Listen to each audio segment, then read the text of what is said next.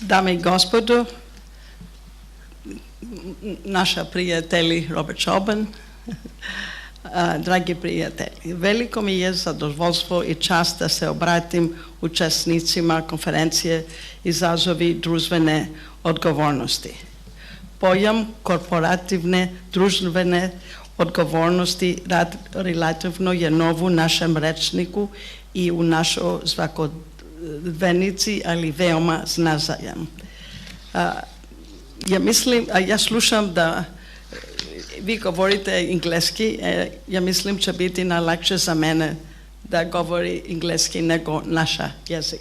Izvinite, ja učim svaki dan neko novo, ali radimo puno i nema uvek vremena da učim naš jezik, ali šta je najvažno je šta ima u naša srca.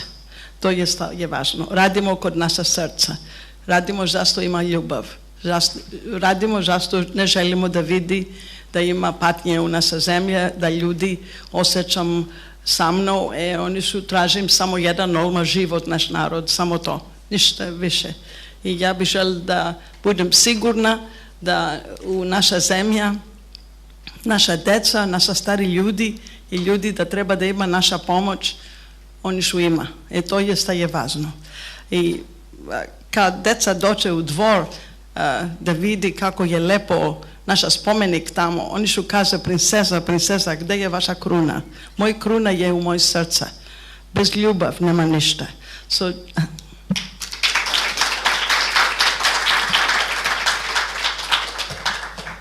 Ladies and gentlemen, dear friends, it's my great pleasure and honor to address the participants of the conference Challenges of Social Responsibility. The term CSR, Corporate Social Responsibility, is relatively new in our vocabulary, in our everyday life, but very important. I find that it is of great importance that the conference is participated by representatives of successful companies, the government, public sector, media, and foundations. And I would like to congratulate Mr. Robert Šoban for his initiative and for the support he's giving to such an important subject. I hope that such a comprehensive approach will help the conference reach useful conclusions and, more importantly, put them into action. I believe that each of the group of participants has great responsibility for the future and further success in the field of social responsibility, which includes humanitarian work that I have been involved in for almost 25 years. The state has the responsibility as a regulator in creating an environment that defines all the activities, and we hope that in the near future, stimulating the taxpayers to even more intensively get involved in this process. Corporations have a responsibility towards society to be a positive example by their principles and their work, which affect other companies that have not yet started on this path.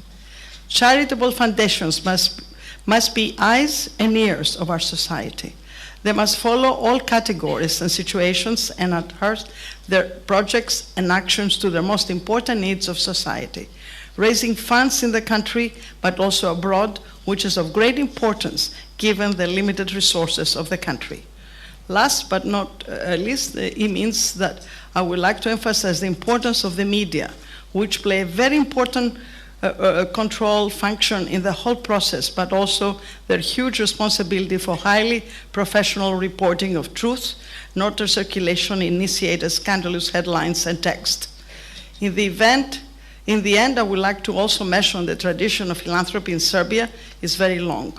That before corporate social responsibility existed, something called endowments, something that had a long tradition that was violently broken after the Second World War.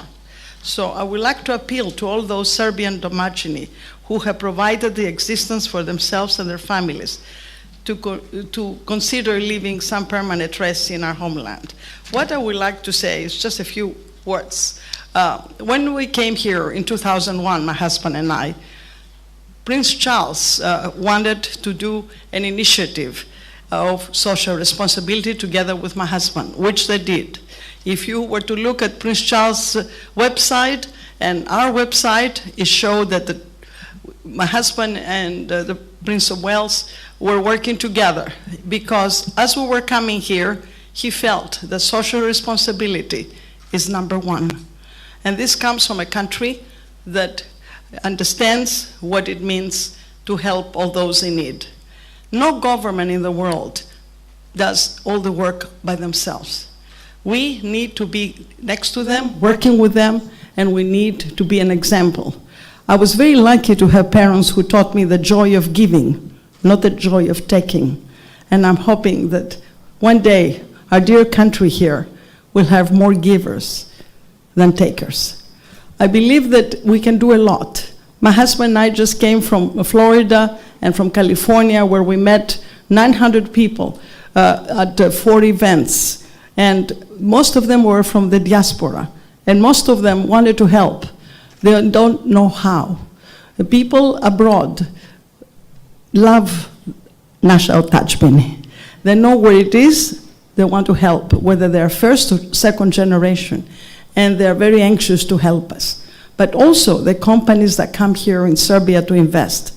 We're very grateful to them. And sometimes people don't want to ask for help because they are so grateful that they have come to invest in Serbia. They gave jobs to people, which is the main thing for the families to live a normal life. But at the same time, by not asking them for help, they don't understand sometimes the needs the country has. As you know, when my husband and I came in 2001, there were more than 40% unemployment. There were more than 600,000 refugees. There was, the hospitals, only 1/3 of the medical equipment worked. 1/3 was more than 30 years old, and only 1/3 work. We have disasters in our country that some people who live here all their lives are not aware of it. Some of the disasters, for your reference, is that we have had the highest mortality of newborn babies in Europe, the highest. No other country had the highest mortality. Why? Because we had more than 10 years of war. The women didn't want to have any children. And when they started having a family, they couldn't carry them through the 9 months. So we had 10 babies born in one night and only 2 incubators. Now you can imagine what happened to the rest of our babies. When I discovered that, I went to Greece, where I was born, in the good old days of Greece, because Greece is not what it used to be anymore. We're helping them now instead of them helping us. And we raised more than 1 million euros in one night by telling people, have you ever been to dinner with an incubator? They said, never. I said, well, this dinner is to save lives. If you want to join us, you have to bring an incubator of 10,000 euros. This can happen. And then thanks to Novak Djokovic, who followed me in Paris, we had one more event, and Maria Sharifovic, she came along, and we did more incubators. We have brought more than 200 incubators, more than 2 million euros. But I tell you, there are things that are happening here that people don't want to talk about. And if we don't talk about, we won't take care of the people here. You know, in the Bible, it says, ask and you shall receive. In Serbia, it seems like we receive without asking, and it doesn't work. We cannot be so proud that we don't ask for our people. We cannot be so proud and feel that we cannot ask. Yes, we can ask, because we're not asking for ourselves. We're asking for others. You know, we have had the highest incidence of breast cancer in Europe. My foundation got a mobile unit with a digital mammography, 700,000 euros. We've examined more than 100,000 women. What happened to those with breast cancer? They can't have chemotherapy because there's not a car to pick them up. The dialysis machine people cannot have dialysis 3 times a week because there's not a car to pick them up. So I would like to start a campaign here, which maybe all of you can help me. €1 per citizen in this country. And then we can give the money to Fiat, and they can buy a parking lot for us. And we can give those cars to all these places that we need to give, clinics, hospitals, everything. I don't want to ever hear that somebody needed a therapy, but there was no car to pick them up. There are some simple things we forget sometimes, but we cannot. We cannot forget that there are medical equipments in the hospitals that are still needed. We cannot forget that we have children with special needs that need sensor rooms. We have to help. For example, we have couples far away from Belgrade, because Belgrade itself is not Serbia, just Belgrade. And these couples don't want to live where they are anymore because there's no schools, kindergarten for the child. And the wife wants to work. She wants to help the family. We built 4 schools for 400 children. There is so much to do. This is a country of opportunity, and the opportunity is to help. There's no bigger joy than helping, but it cannot be done from people who are simple, who work, who make a salary that hardly is enough for them to survive. It's corporations, companies who come here and who feel that they are part of our family. This world is not as big as we think, and this planet is not as big as we think. Our country needs help. The people are tired of the suffering, and we are all here for them, but they have to know it. They have to feel it.